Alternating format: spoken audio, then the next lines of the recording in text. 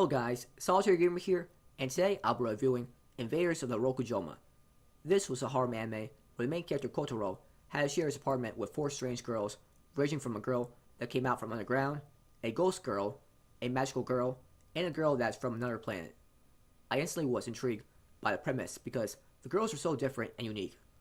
I have seen a horror anime where the main character had to share his place with girls, but these girls were so funny and unique. I enjoyed watching Kotaro help each girl out with an issue they were dealing with, and seeing the girls fall in love with him. It really did feel like it was adapting a visual novel, with a common route and the girls' routes. I know this was adapted based on a light novel, but it felt like it was based on a visual novel. In this anime, Kotaro has to find a cheap place so that he can live by himself. He finds an apartment for a cheap price, but soon discovers a ghost girl is living there.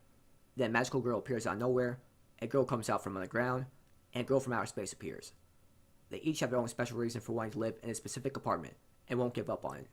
They soon agree to live together and participate in games in order to determine how much space one person can have in an apartment. If a person has all the space in an apartment, then obviously it's just their apartment now. Now Kotaro must learn to live with girls in his apartment that each drive him nuts. He must also help the girls with issues that affect their lives. The comedy in this anime revolves around these unique girls affecting Kotaro's daily life. It was funny seeing them make him feel shy around them, especially Kiriya, who had big breasts. She knew how to tease Kotaro. There was a very funny scene where Kotaro kept sneaking into the girls' futons by accident. Seeing his face upon realizing that was hilarious to watch. He also competed in a race with the girls in order to decide who would get more space within the apartment. It was so funny seeing the girls use all their powers and abilities in order to win the race, and seeing Kotaro trying so hard to win without powers. After these first few comedic scenes involving Kotaro trying to adjust to living with girls, the anime then takes a more serious turn where Kotaro attempts to help out each girl with an issue that is bothering them. These weren't serious issues that involve heavy drama, but these episodes did have a more serious tone to it. It provided for romantic development as Kotaro began to get closer to each girl. The moments where he tried to save the girls from assassins or enemies were really entertaining to watch. It turns out he had powers of his own, and left so many questions like, where did he get powers that a knight usually has? Is he a reincarnation of a knight? It was really sweet seeing some of the girls that acted really cold towards him earlier begin to fall in love with him. He really was like their knight in shining armor. He was always there for them when they needed him the most. In terms of the ecchi scenes, there really weren't that many ecchi scenes. This anime focused more on the action and the comedy. The fights in this anime were okay. The fights had characters using elemental attacks, robots, buffering abilities, swords, and energy blasts. The powers and abilities weren't that unique or special, but it still looked nice to watch.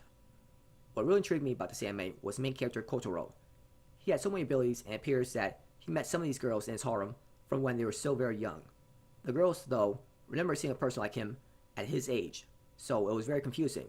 Is Kotaro a time traveler?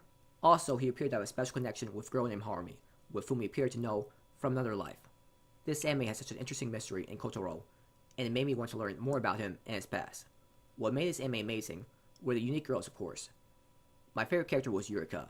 I liked her because she always tried her best as a magical girl, even when no one else believed she was a magical girl. She ended up saving the day multiple times in this anime. Kiriya was a kind girl that loved to tease Kotaro.